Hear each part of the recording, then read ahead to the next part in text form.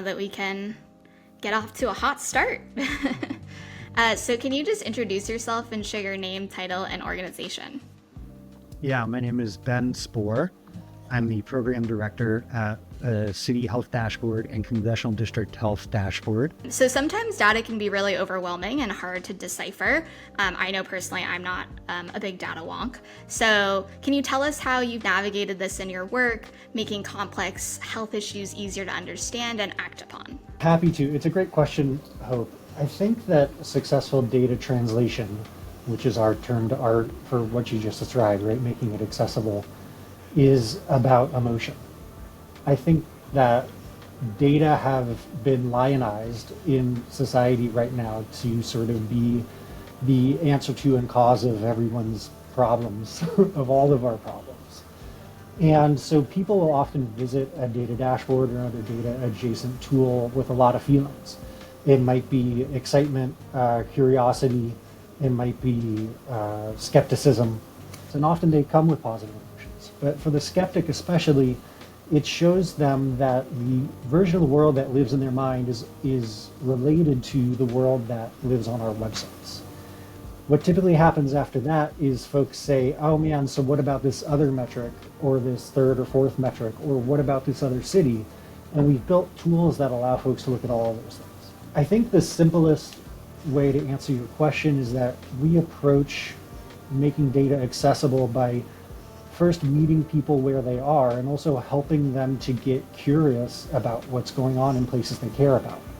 And once we can take some of the looming presence of data, the ominousness of data out of the conversation, it makes room for people's natural curiosity and sense of wonder. It actually reminded me of kind of like a tactic that we have on communications as well, where we found that when you start with the data, there's confirmation bias. So even if the data says contrary to what someone believes, they might not actually receive the data the way that it's intended to be seen, which is why it's important to start with like a shared value statement and then follow it with the data. And so it kind of sounds like what you're talking about with the dashboards, it's kind of akin to bridging that gap between the value statement in comms and how the data is used to really understand an individual's personal experience. Yeah, I think the value statement we start with is we care about this place, right? We care about this neighborhood in Brooklyn or in Atlanta or in Silver Spring or in Brownsville. And once we get on the same page that we are trying to serve that community, it builds a bridge. So the Congressional District Health Dashboard, can you explain what the dashboard is and the function it serves? Congressional District Health Dashboard fills an important data gap in the nation's data landscape. It's the only one-stop shop that we know of for data on health and drivers of health at the congressional district level. Before we launched, there was this sort of diaspora of different websites that provided some of the data we provide. The US Census was a notable source of congressional district data. And then you might find a project that was doing diabetes or life expectancy or something else.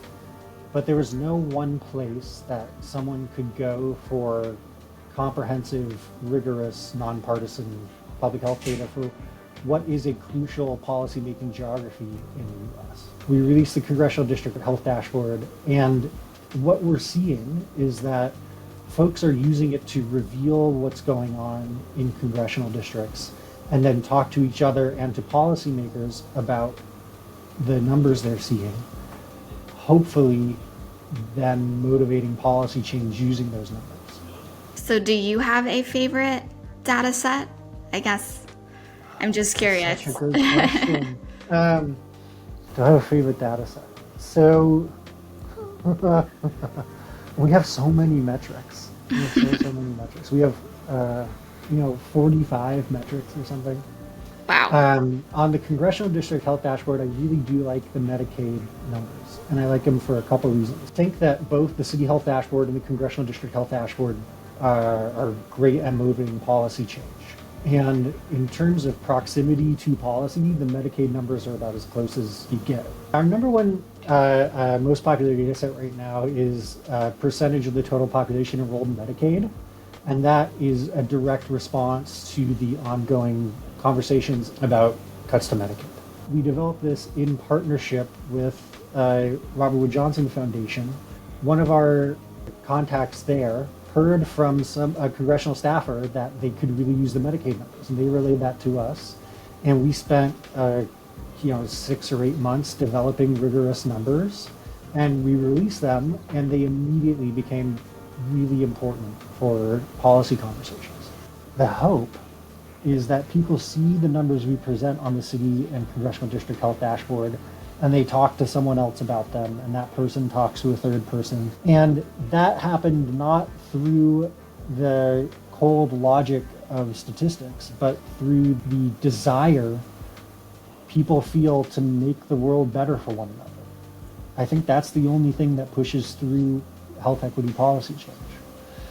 And that's what we hope to play a small part in inspiring. Based on your research, what are the greatest barriers to health equity? In my research, the biggest barrier to improving health equity is willingness to take courageous action. A lot of the social processes and structural processes that create health disparities feel too big and overwhelming to be changed. And that can really snuff someone's noble impulse to improve the world for the people around them. We have never thought of our data as an endpoint. It's not like the websites provide cool trivia answers. Instead, it's a conversation starter. Someone sees a number on one of our websites and they talk to a policymaker or a friend or a teacher or anyone about it. And that person talks to someone else. And it gets people around the table. And so our hope is that the data ignite the willingness to act with bravery to improve health equity. So what opportunities in the research and data field do you see to ensure we're moving toward equity? So, I love this one. So a lot of people have an electronic device on their wrist that tells them the last time they stood up and how well they slept and how many steps they've taken. And then they go to a data platform and the most recent data they can get is at the state level and it's from 2023. It's like 2 years old. And it doesn't make a whole lot of sense to someone who doesn't have a degree in survey research, right? They're thinking, if my watch can tell me my pulse rate and my blood oxygen level, why do I have to wait 2 years to find out poverty levels in the city I'm in?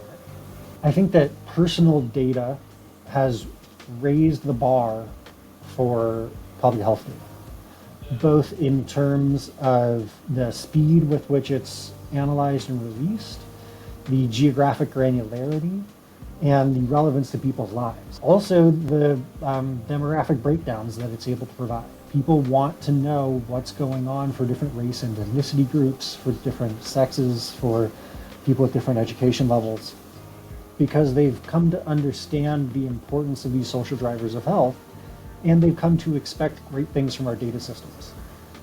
I, more than anyone, understand the time and complexity and careful analytic work required to produce a rigorous data set for the whole country. It's a lot of people. It takes a lot of time.